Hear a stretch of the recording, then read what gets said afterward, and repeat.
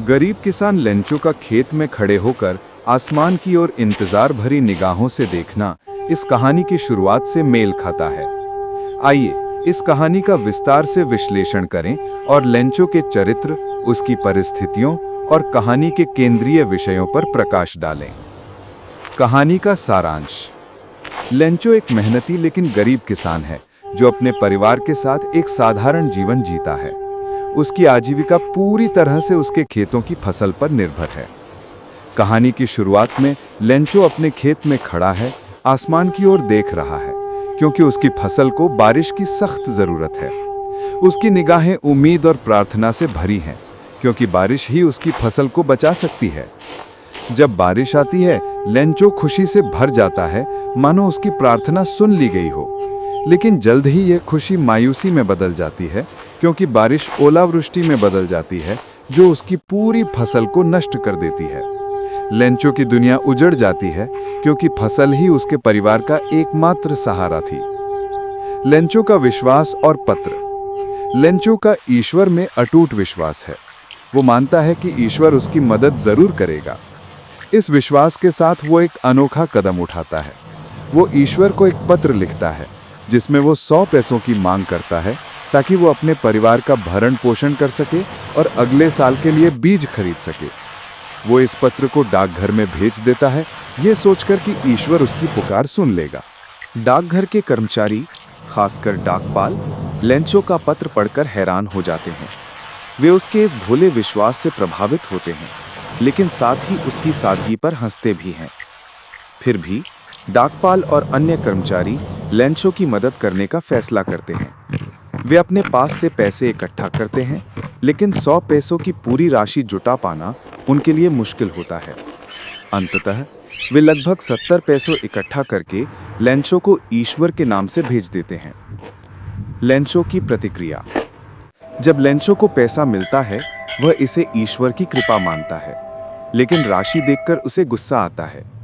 वह सोचता है कि ईश्वर ने उसे 100 पैसों भेजे होंगे, लेकिन डाकघर के कर्मचारियों ने कुछ पैसे चुरा लिए।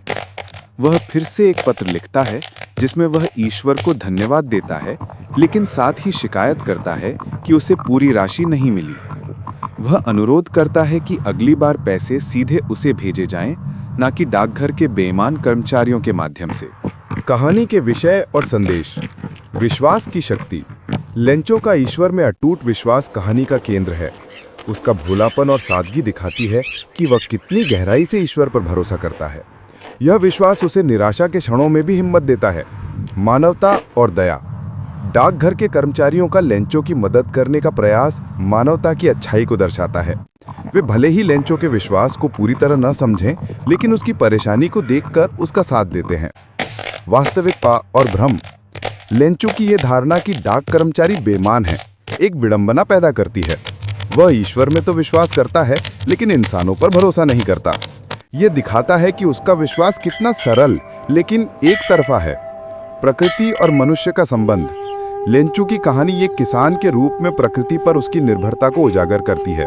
बारिश और ओलावृष्टि जैसे प्राकृतिक तत्व उसके जीवन को सीधे प्रभावित करते हैं और वह इनके सामने असहाय है। लेंचो का चरित्र। लेंचो एक साधारण, मेहनती और ईमानदार किसान है जिसका जीवन संघर्षों से भरा है। उसका ईश्वर में विश्वास उसकी ताकत है, लेकिन उसका भोलापन और इंसानों पर अविश्वास उसे एक जटिल चरित्र बनाता है। वह न तो पूरी तरह से भोला है, न ही पूरी तरह से अव्यावहारिक। वह अपने परिवार के लिए कुछ करने की कोशिश करता है, भले ही उसका तरीका अनोखा हो। सांस्कृतिक और सामाजिक संदर्भ।